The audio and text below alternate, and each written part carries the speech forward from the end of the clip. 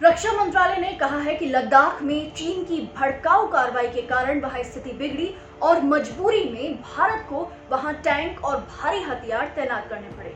रक्षा मंत्रालय ने पिछले साल लद्दाख में चीन के साथ हुए सैन्य टकराव का पूरा कच्चा चिट्ठा अपनी वार्षिक रिपोर्ट में पेश किया है।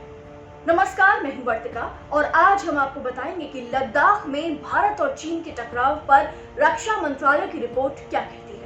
The situation along the line of actual control in eastern Ladakh remains tense, and the PLA is facing unanticipated consequences of its misadventure in Ladakh because of the Indian Defence Forces' firm and strong response.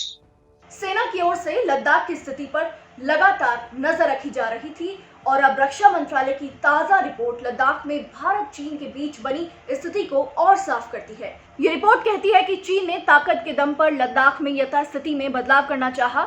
इसके लिए LAC पर एक से ज्यादा जगहों पर एक तरफा कार्रवाई की, भड़काऊ कदम उठाए और भारतीय सेना ने चीन के इन कदमों का सही जवाब दिया।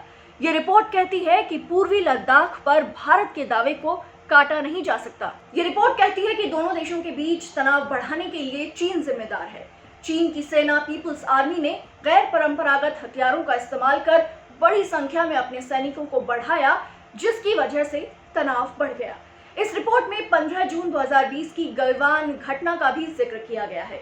रक्षा मंत्रालय ने कहा है कि इस संघर्ष में भारत के 20 जवानों ने बलिदान दिया, लेकिन PLA के सैनिकों को अपनी जमीन पर कदम नहीं रखने दिया।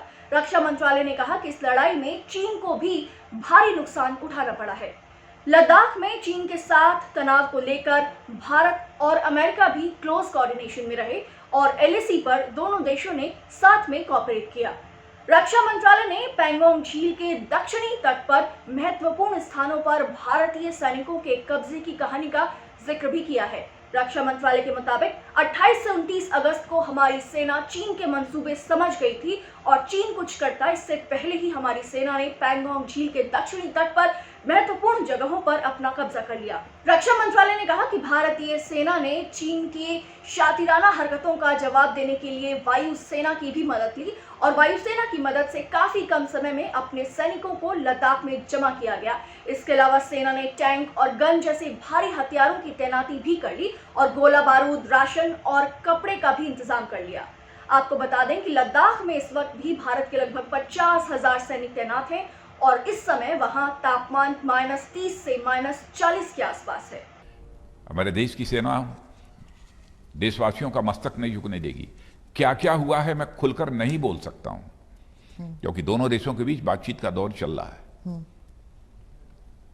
लेकिन भारत वासियों का मस्तक झुका नहीं है, यह बात मैं दावे के साथ कह सकता हूं। रक्षा मंत्रालय की रिपोर्ट कहती है कि सैनिकों की आवाजाही की सुविधा के लिए आर्मी ने वहां रोड, आवास, शेल्टर होम और ब्रिज बनाए हैं ताकि सेना की तैनाती और निवास सुविधाजनक हो सके। रक्षा मंत्रालय ने कहा है कि लद्दाख में सेना किसी भी चुनौती से निपटने के लिए तैयार है। मई की शुरुआत में PLA ने भारतीय इलाके का स्टेटस को बदलने की कोशिश की थी, जिसके बाद दोनों देशों में तनाव बढ़ गया था।